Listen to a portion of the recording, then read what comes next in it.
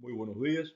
Hoy vamos a hablar de uno de los temas más complicados en relación con el tratamiento con los antibióticos, la selección del antibiótico a utilizar ante un paciente con una infección bacteriana. Recuerda que estamos hablando de antibióticos antibacterianos, no estamos hablando de otro tipo de antibióticos, ¿eh?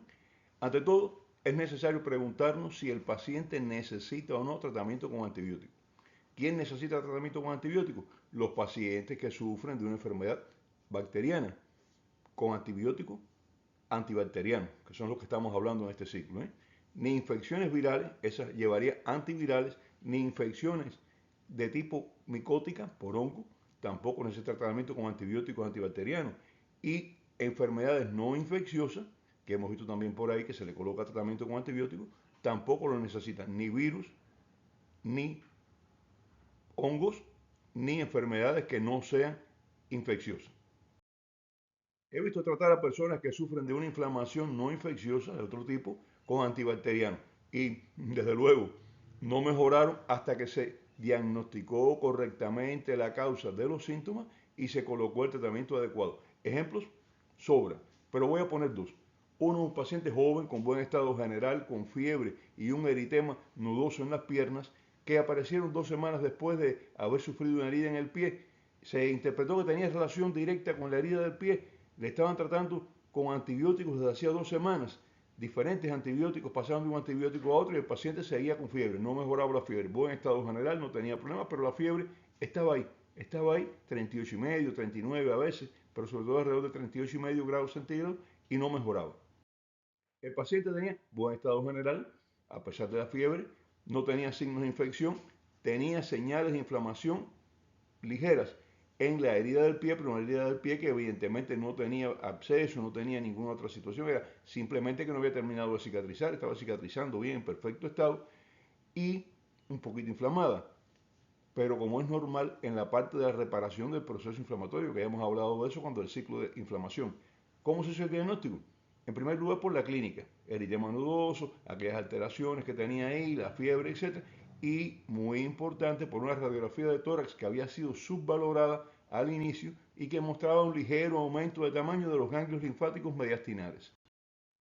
Tenía una sarcoidosis a forma mediastinal, una de las tres formas clínico-radiológicas de la sarcoidosis, y por eso se había escapado un poco, porque estaban esperando lesiones pulmonares, no tenía lesiones pulmonares, era de la sarcoidosis, que es puramente linfática mediastinal. Se suspendieron los antibióticos, se le implantó tratamiento con esteroides y la respuesta clínica fue espectacular. A las 48 horas el paciente estaba totalmente asintomático, sin fiebre ni nada. Un ejemplo, a veces, y los médicos nos equivocamos, no es que estoy criticando a nadie, quiero decirle que a veces los médicos pensamos porque hay fiebre, que es una infección bacteriana, y no tiene que ser así. El otro caso es de un paciente con un derrame pleural que era un derrame de sangre. Cada vez que le hacían la punción pleural salía sangre. Se quejaba nada más que de dolor torácico, no tenía ningún otro síntoma. El dolor torácico estaba precisamente en el costado donde estaba el derrame y este dolor empeoraba al respirar o moverse, como es lógico en los dolores pleurales. Se interpretó un derrame pleural con dolor, cosa que no es tan frecuente porque generalmente el derrame pleural el dolor disminuye, el dolor aparece cuando la pleuresía seca antes de que aparezca el derrame, pero bueno, en este caso se pensó así y se pensó una neoplasia porque un derrame con sangre hay que pensar dos cosas, neoplasia o tuberculosis, un derrame pleural, ¿no? Se realizó tomografía de tórax y no se veía más que el derrame. La primera visión de la tomografía no, es un derrame, eso no aparece ninguna lesión tumoral, se fue pensando en buscar un tumor o de pulmón o de pleura. Entonces, ¿qué se pensó? No hay un tumor evidente, esto es una tuberculosis pleural. Se le puso tratamiento, ya tenía tratamiento con antibióticos desde el inicio, pero ahora, a pesar de no haber síntomas generales o respiratorios, se le colocó el tratamiento se instituyó el tratamiento con antituberculoso. Y el paciente tampoco mejoró, seguía igual, seguía la molestia, seguía el dolor que empeoraba cuando se movía y seguía el derrame pleural y cuando lo funcionaba era sangre. Bueno, un interrogatorio minucioso, detallado, con calma. Entonces permitió que el paciente recordara antes de que me empezara esto, unos días antes de que me empezara. Yo me caí de una escalera, o más bien no me caí, giré, resbalé en la escalera y me di un golpe ahí mismo. Entonces se volvió a ver la tomografía, se revisó la tomografía con una visión diferente, ya no buscando un tumor, y se encontró que tenía dos costillas partidas, dos costillas rotas y que estaban sangrando por las arterias que estaban debajo de las costillas. Entonces, bueno, ya el tratamiento fue diferente, se le puso el tratamiento adecuado, correcto, se siguió por cirugía con fracturas costales complicadas y el paciente resolvió sin problema de ningún tipo. Como ven, a veces nos equivocamos y colocamos el antibiótico hasta prematuramente, ¿eh? Esto no debe hacerse hasta que no tengamos un diagnóstico o si el estado de gravedad del paciente nos obliga a decidir esto.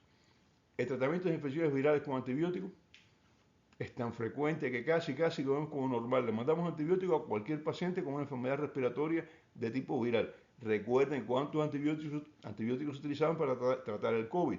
Y realmente el COVID es un virus y el antibiótico no hacía nada, a pesar de algunas muestras espectaculares. El antibiótico resolvía a veces un proceso bacteriano que se había añadido a la infección por el virus, pero no le hacía nada al virus. En infecciones virales pueden utilizarse antibióticos en estos casos que se sospecha una infección bacteriana sobreañadida o si se considera que el paciente es un paciente tan debilitado que el riesgo de una infección, de una sobreinfección bacteriana es muy elevado y entonces justifica el uso de antibióticos. Son las dos situaciones en que una infección viral se puede colocar antibiótico o indicar antibiótico. Cuando está complicada con una infección bacteriana o cuando el riesgo de que adquiera una infección bacteriana, por ejemplo, un paciente intubado, un paciente inmunodeprimido, bueno, pues es tan alto que justifica el uso de antibióticos. De lo contrario, los antibióticos pueden hacer daño, pero no va a traer beneficio ninguno en los pacientes con infecciones virales. La utilización de antibacterianos en infecciones por hongo tampoco se justifica. El hongo no responde a los antibacterianos. Incluso puede empeorar porque la mayor parte de los antibióticos se obtienen de hongo, se obtuvieron originalmente de hongo. En ocasiones, sobre todo en los procesos respiratorios, es difícil distinguir una infección viral o bacteriana de una micótica. A veces tenemos dudas. Bueno, ya ahí si hay una duda razonable se puede analizar, pero si se observa bien la radiografía se puede hacer el diagnóstico. Así que lo primero para seleccionar un antibiótico es estar convencidos que ese paciente específico necesita tratamiento con antibacteriano. No digo totalmente seguro, porque es muy difícil muchas veces estar absolutamente seguro de nada.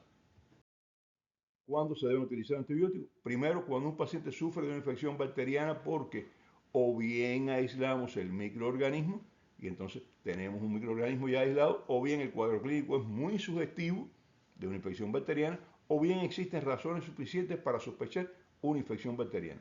Segundo, cuando un paciente sufre de infección viral o una enfermedad no infecciosa y presenta complicaciones que tienen características que sugieren sobre infección bacteriana o incluso podemos hasta aislar el microorganismo de este paciente. Tercero, cuando coexisten una enfermedad no bacteriana con otra que tenga características que nos hagan sospechar, ver el criterio 1 de una enfermedad bacteriana, aunque una no se relacione con la otra directamente. Por ejemplo, un paciente encamado con una fractura de cadera comienza con fiebre y síntomas respiratorios, pues lo más probable es que tenga una bronconeumonía que fue facilitada por el encamamiento por la fractura de cadera. No tiene nada que ver con la fractura de cadera y se le colocan los antibióticos no por la fractura, sino por la neumonía.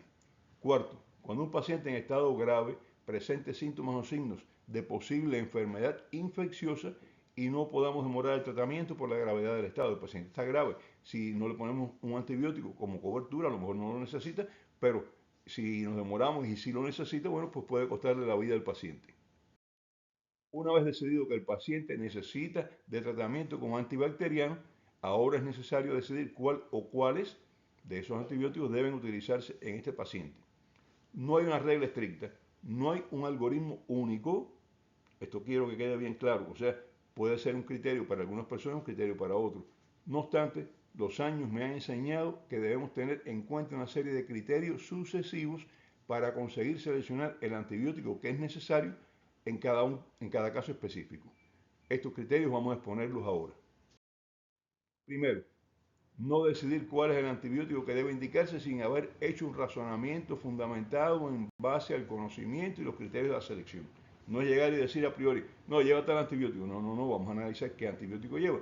Segundo, analizar con mente abierta y no decidir a priori que un antibiótico es el indicado y a partir de esta decisión analizar si es o no el que debe ser indicado. Deben considerarse posibles alternativas diferentes y escoger entre alternativas diferentes. No llegar y decir, bueno, el que más o menos el que cumple los criterios es este. Y puede ser que hayan otros también que cumplen los criterios. Vamos a decidir entre todos ellos cuál es el más indicado. Escoger una sola opción nunca es bueno. Cuando usted escoge y solo tiene una opción para escoger, tiene que tomar esa opción. Y esto no es bueno en nada, ni seleccionando antibióticos. Hay que recordar que por lo general hay más de un antibiótico que puede ser útil para tratar cada infección, pero puede que alguno de ellos no sea el mejor para un paciente con una infección específica por características del paciente o por características de la infección, por cualquiera de ellas. Bueno, el criterio C es si existen protocolos de actuación en un caso específico, deben seguirse estos protocolos. Si hay un protocolo establecido que dice un paciente con este tipo de enfermedad infecciosa hay que aplicarle el tratamiento con estos antibióticos, eso es lo que hay que hacer. No estén dando vueltas, no hay que escoger más, hay que aplicar el protocolo. El protocolo no es un capricho de nadie, el protocolo es fruto de la experiencia del grupo que redactó ese protocolo y de los que lo revisaron, porque todos los protocolos se redactan por un grupo y después se revisan por otro. Y se aprueba no solo por estos dos grupos, se aprueba también en colectivo. Por tanto, un protocolo es una obligación. En caso de que existan protocolos para una infección que nosotros encontremos en un paciente, hay que seguir el protocolo que está establecido. Hay situaciones en las que el protocolo no es lo ideal, análisis.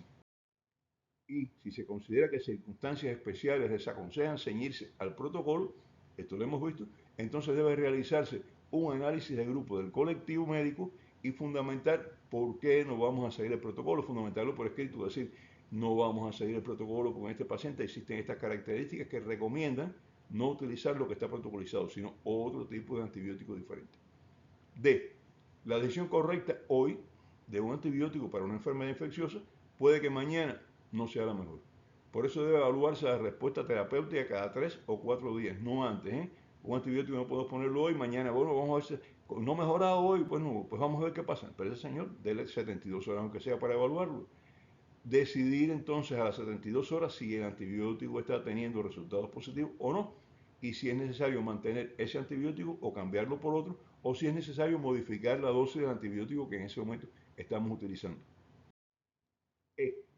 La dosis y la frecuencia de un antibiótico deben ajustarse a las características personales del paciente y a las características de la infección, pero sin violar las dosis máximas ni mínimas. O sea, tenemos que estar dentro de lo que se llama rango terapéutico, que son la dosis de L50, es decir, la dosis que a la mitad de las personas puede hacerle daño, que es la dosis máxima, y la de E50, que es la dosis que es efectivo ese antibiótico, ese medicamento en la mitad de las personas. Eso se llama rango de efectividad. Y en ese rango de efectividad tenemos que movernos. No podemos colocar un antibiótico a dosis superiores a la máxima, ni quedarnos por debajo de la mínima, porque no vamos a resolver el problema. Siempre recuerdo a Paul Ehrlich. Paul Ehrlich es uno de los padres de la inmunología que a finales del siglo XIX elaboró la teoría de la bala mágica.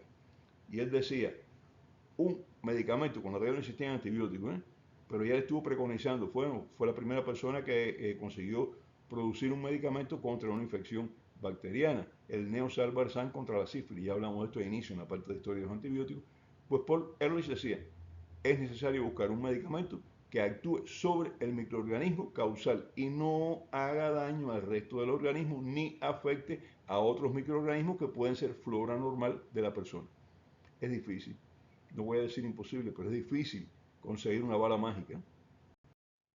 Bueno, mis amigos, por hoy es todo.